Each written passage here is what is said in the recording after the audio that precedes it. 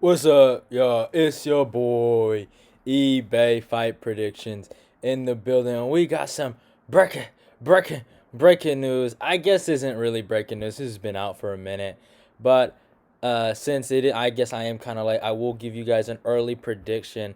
But let's get to the fight announcement. Michael Chandler versus Dan Hooker is apparently going to be happening at UFC 257. It's not confirmed yet, but Dan Hooker he's been talking. Well, he hasn't necessarily been talking about it through his mouth. He's been talking about it on social media and stuff like that, and basically confirmed it on social media. And then when he was on Submission Radio, he kind of talked about the fight. But I mean, it's a great fight. Stylistically, this isn't the best fight for Chandler, but Chandler.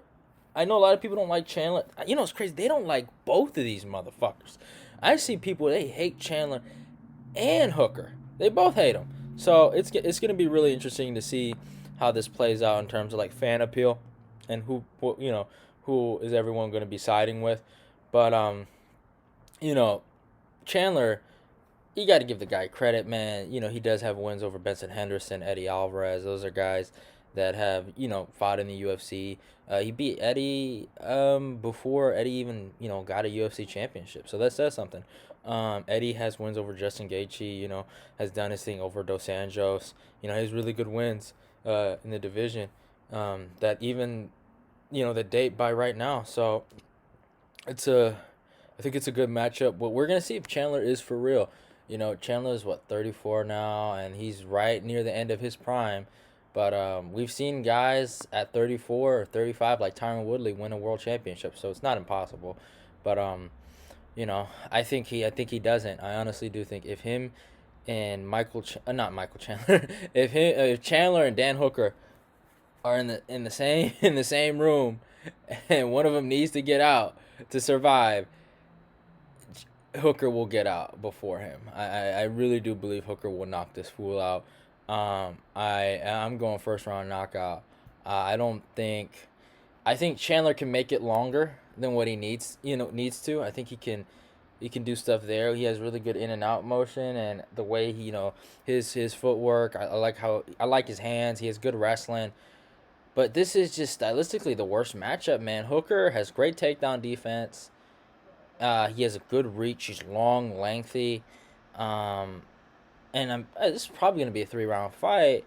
I think there's not a lot of places where Chandler can really, you know, can exploit him. Like besides Hooker willing to take a punch to give one, that's it. But like Hooker has an iron chin, and I don't even like using this as an attribute because I feel like if you're known for being able to take a shot really well, it's not the best thing in the world.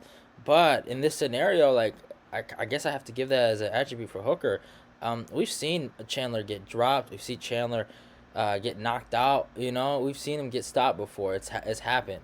So I think Chandler goes for a fucking double leg after not having a lot of success in the stand up and stuff like that, and gets hit with one of them knees, man.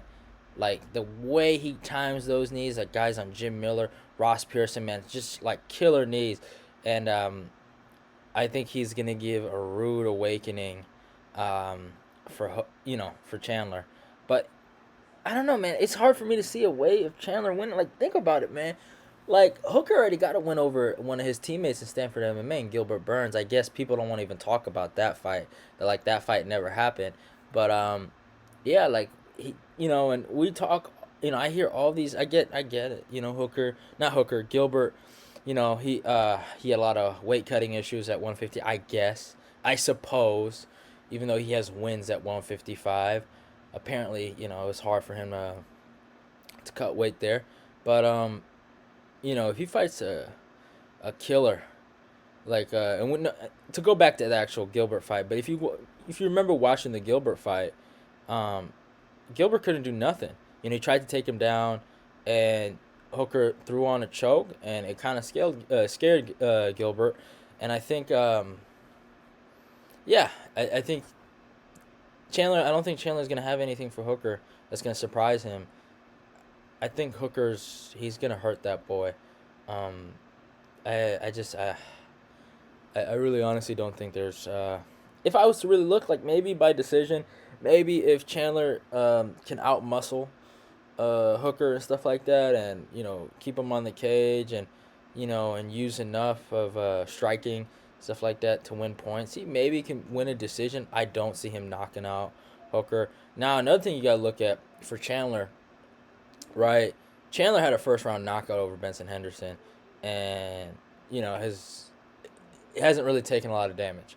Hooker took crazy amount of damage in the Poirier fight, especially in especially in the fifth round. If you see his face, he's busted up, right?